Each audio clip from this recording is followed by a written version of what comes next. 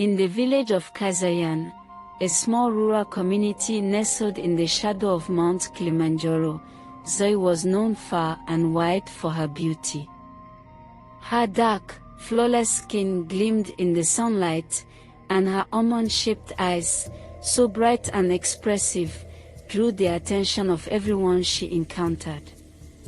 Her figure, tall and graceful, turned heads wherever she went. But despite all this, Zoe's heart was restless. She felt trapped between the love and protection of her parents, and her longing for a deeper, more thrilling connection that was unknown to her, yet so vividly desired. Her parents, Mama Amina and Baba Kamal, were revered members of the community. They were not just parents, they were pillars of wisdom. Zoe's mother, Mama Amina, was known for her calm, sage advice, always imparted with a quiet but firm authority. She had raised Zoe to understand that beauty, while a gift, was not the most important thing a woman could possess. Beauty can be fleeting, my daughter, Mama Amina would say, her voice both nurturing and stern. What really matters is your heart, your wisdom, and your ability to make wise decisions. Beauty will fade, but wisdom endures. Baba Kamal, tall with broad shoulders and a commanding presence, would always nod in agreement.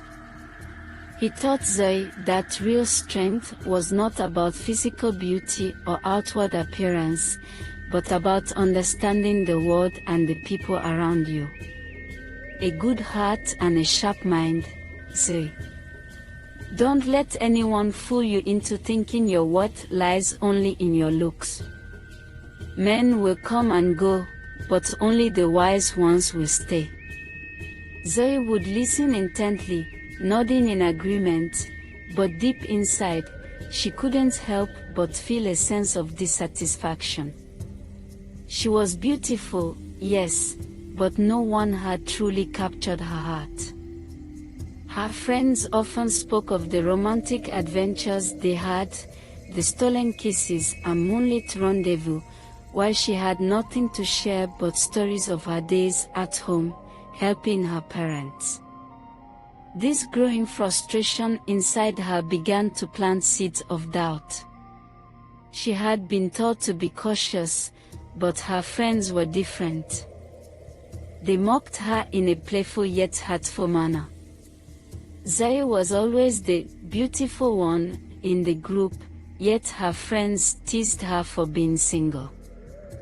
They would often tell her how lucky they were to have boyfriends, share their stories of love, and the thrill of meeting at hidden spots in the village.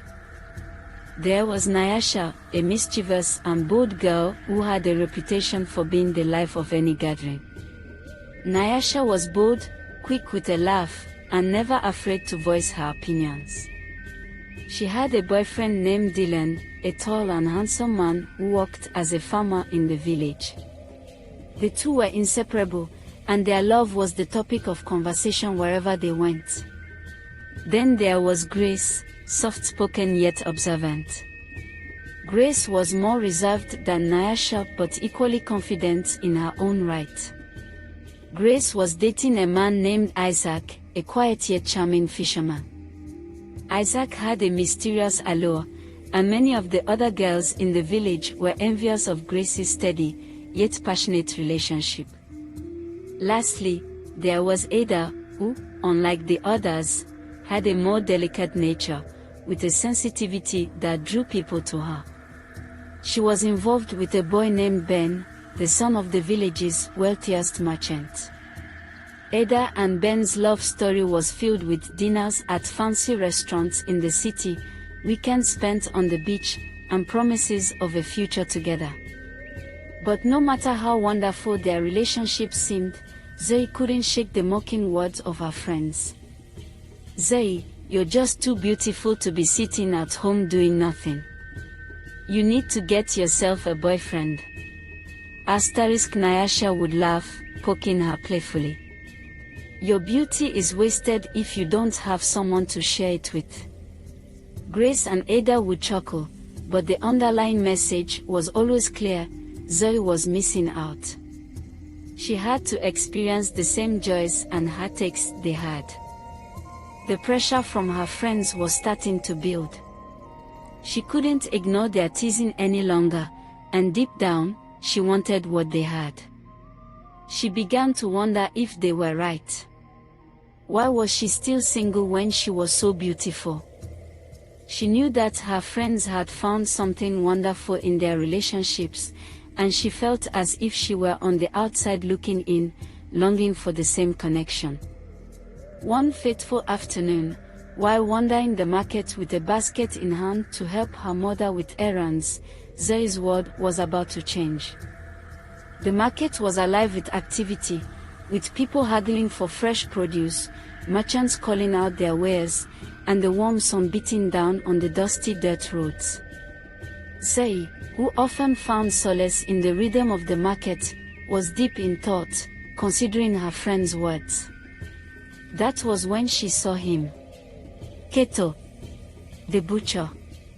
At first, Zoe didn't notice him. But as her eyes scanned the stalls, they were drawn to him, a tall, dark man with broad, muscular shoulders. His skin was deep, a rich shade of black that seemed to shimmer in the sunlight. He was working at his stall, carving through large slabs of meat with precision.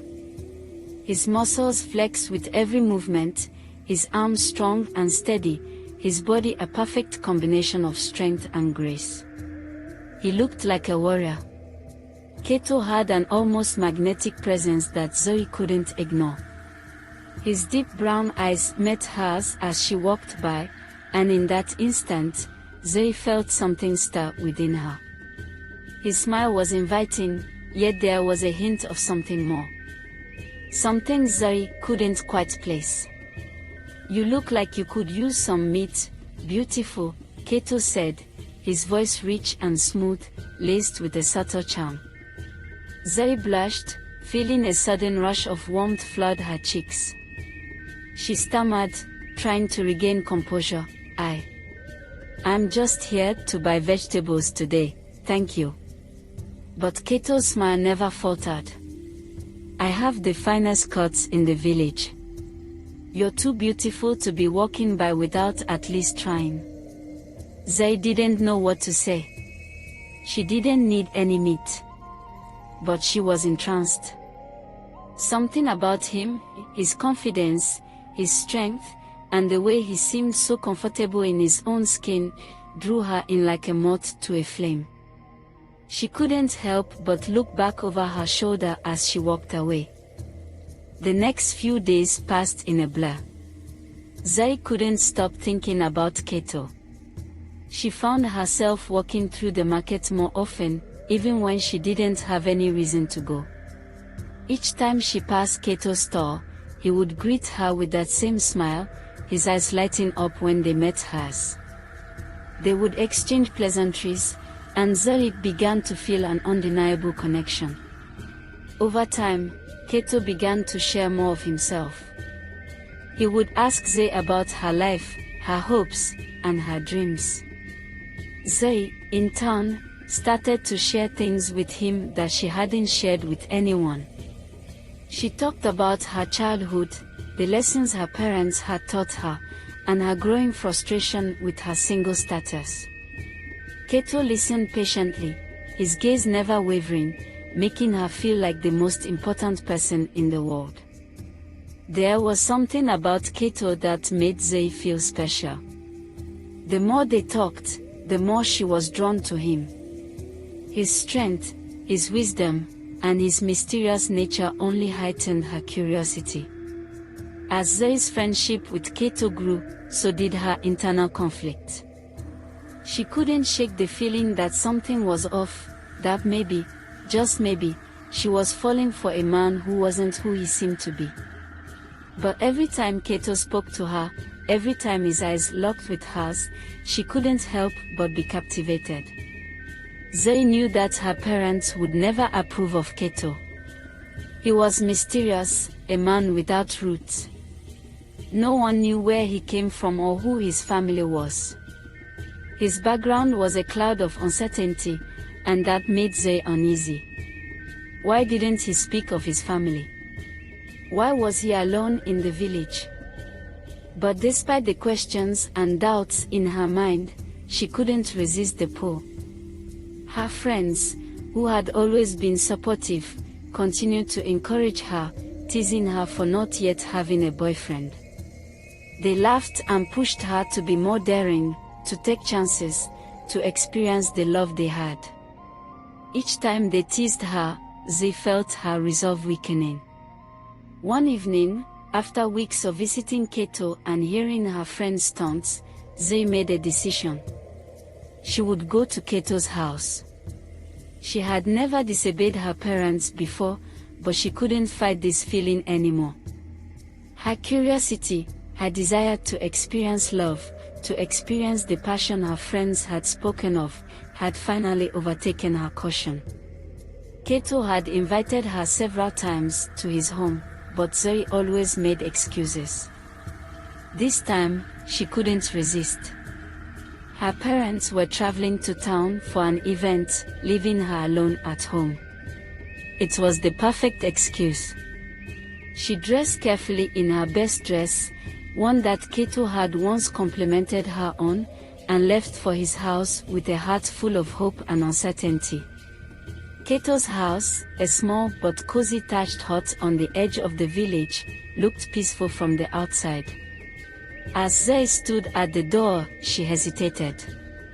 But when Keto opened it and greeted her with that warm, inviting smile, the doubts in her mind melted away.